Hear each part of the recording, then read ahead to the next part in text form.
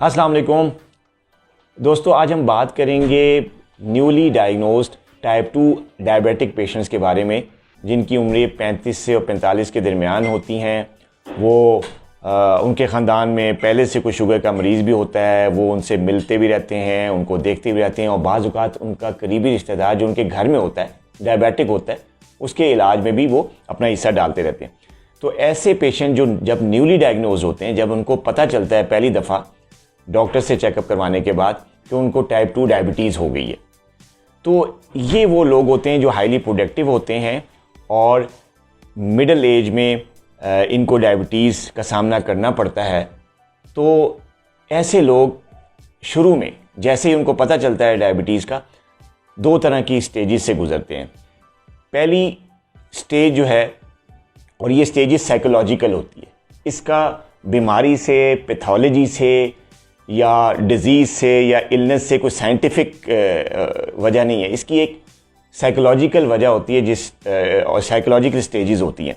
पहली जो स्टेज होती है और वो ये होती है कि उसमें पेशेंट डिनाइल में चला जाता है। जब उसको पता चलता है, वो डॉक्टर से होके आता है घर में, प्रिस्क्रिप्शन उसके हाथ में होती हैं, दवाइयाँ भी लिखी गई होती हैं और भी कुछ चीज़ें उनको बताई गई होती हैं, तो वो डिनाइल में आ जाता है। डिनाइल फेज़ में क्या करता है कि वो उसका जहन ये एक्सेप्ट ही नहीं करता कि वो बीमार हो गया है। वो ये समझता है कि यार मुझे डायबिटीज़, मैं यहाँ जाता हूँ, मैं इतने काम करता हूँ, मैं एक्सरसाइज भी करता हूँ, मैं परहेज़ भी करता हूँ, मेरी डाइट भी बड़ी हेल्दी है, मैं प्रोटीन भी ले रहा हूँ, मैं फ्रूट्स भी ले रहा हूँ, मैं नट्स भी ले रहा हूँ, मुझे तो डायबिटीज़ हो ही नहीं सकती।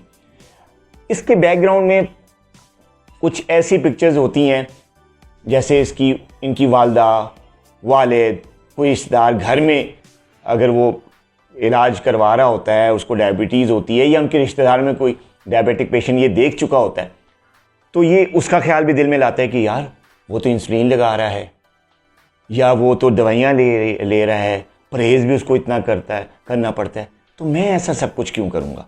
तो ये ख्यालात जो हैं उसको इस डिनाइल फेज़ में डालते हैं। वो ये एक्सेप्ट करना ही नहीं चाहता कि वो डायबिटिक है। और क्या होता है कि वो डिनाइल फेज़ के बाद वो दवाई से पीछा छुड़ा लेता है, वो इस्तेमाल ही नहीं करता दवाई जो डॉक्टर ने उसको तजवीज़ की होती है, और वो किसी से जिक्र भी नहीं करता इस बात का, चलता रहता है। चंद माह गुजरने के बाद, क्योंकि डायबिटीज़ अंदर ही अंदर उसको वीक कर रही होती है, उसके पट्ठों को वीक कर रही होती है, कई लोगों में तो कॉम्प्लिकेशंस डेवलप होना शुरू हो जाती हैं, पेचीदगियाँ आना शुरू हो जाती हैं और वज़न गिरना शुरू हो जाता है। रातों को नींद हराम हो जाती है क्योंकि उनको बार बार यूरिन के लिए वॉशरूम जाना पड़ता है, प्यास बहुत ज़्यादा लगती है। ऑफिस में काम करते हुए लोग हैरानगी से पूछ रहे होते हैं कि आप बार बार वॉशरूम क्यों जा रहे हैं या बार बार पानी क्यों पी रहे हैं। तो ये सारी चीज़ें उसको आहिस्ता आहिस्ता फिर इस बात पर लेके आती हैं कि यार मुझे इलाज शुरू कर देना चाहिए। तो ये जो अगली स्टेज आती है वो होती है एक्सेप्टेंस की स्टेज। वो एक्सेप्ट करना शुरू हो जाता है आहिस्ता आहिस्ता। जब उसको सिम्टम्स तंग करते हैं, उसका वज़न कम होता है, तो वो एक्सेप्ट करता है कि हाँ जी यार मुझे टाइप 2 डायबिटीज़ हो गई है और मुझे शुगर का मर्ज़ हो गया है, अब मुझे इलाज करना शुरू कर देना चाहिए। अब वो जो इलाज उसको पहले तजवीज़ किया गया था, या तो फिर वो शुरू कर देता है या दोबारा से मुआलिज से मिलता है, डॉक्टर से मिलता है और दवाई लिखवा के वो शुरू करता है। अब इस स्टेज में जो एक्सेप्टेंस के स्टेज है, ये भी बड़ी ज़रूरी स्टेज है, क्योंकि इस स्टेज पे जब वो एक्सेप्ट करता है तो वो अपने इर्द गिर्द के माहौल में, दोस्तों यारों में, रिश्तेदारों में ये बात बताता है कि जी मुझे डायबिटीज़ हो गई है। जब ये बात वो लोगों में बताता है तो लोग उसको डिफरेंट मशवरे देते हैं, और हमारी सोसाइटी में ये चीज़ें ज़्यादा हैं। उसको कई टोटके सुनने को मिलते हैं कि यार तुम ये कर लो, दवाई ना खाओ, करेले का पानी पी लो, जामुन की गुठलियों का पाउडर बना लो, फ़लाँ हकीम से मिल लो, या फ़लाँ जगह जाके बंदा बैठा हुआ है वो फूंक मारता है और वो आपकी शुगर जो है वो रिवर्स हो जाती है। तो इस तरह के मशवरे उसको मिलना शुरू हो जाते हैं।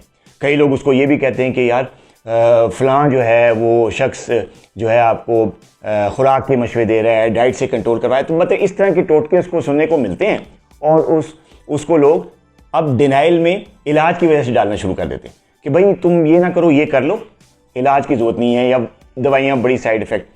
तो जब ये स्टेज उसको सुनने को मिलती है तो कुछ लोग इनमें से होते हैं जो कि इसको रिजेक्ट कर देते हैं, कहते हैं नहीं जी मुझे डॉक्टर ने अब जो कहा है मैं वही करूँगा। और कुछ लोग होते हैं जो कि फिर टोटकों पे आ जाते हैं, दवाई शुरू करते हैं या नहीं करते, साथ टोटके शुरू कर देते हैं। देखिए दोस्तों, टोटके अपनी जगह पर, लेकिन जब आपको शुगर हो जाती है तो 3-4 चीज़ें हैं जो कि आपको आपकी मदद कर सकती हैं इस बीमारी से छुटकारा दिलवाने में, इसका इलाज करने में। छुटकारा मीन्स इसको कंट्रोल करने में। और वो 3-4 चीज़ें क्या हैं? नंबर 1, मुस्तनद और तजर्बाकार मुआलिज और उसकी तजवीज़ करदा हदायत और इलाज। नंबर 2, एक्सरसाइज, वर्जिश रोज़ाना की बेस पे। नंबर 3, खाने में एहतियात और लाइफस्टाइल की तब्दीली। और नंबर 4 जो है, वो लोग जो मोटे होते हैं, जिनका वज़न ज़्यादा होता है, वज़न में कमी करना।